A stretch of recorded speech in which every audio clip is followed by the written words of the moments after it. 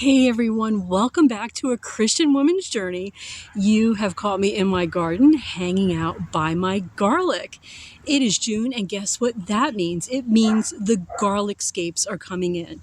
The garlic scape is the flower bulb, and you want to clip off the garlic scape so that you get a larger bulb when it's time to harvest. Let me show you how. So check out this curly garlic scape right here.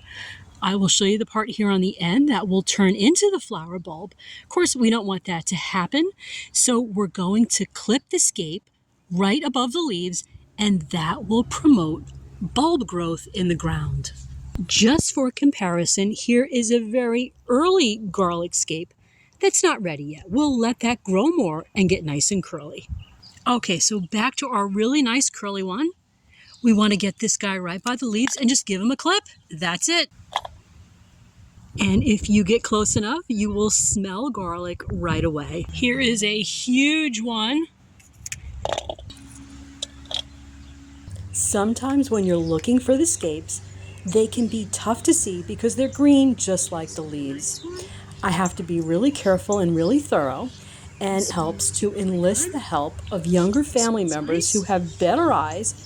They can usually see them much better, and then you won't miss any. Still, harvesting anything in the garden really brings a special kind of joy and a special kind of peace that you can only find outside. God's gift of nature is precious. We've got our harvest, and these smell amazing. Okay, back in the house now, just cooling off and relaxing a little bit. Okay, so once you have all these beautiful scapes picked, what do you do with them?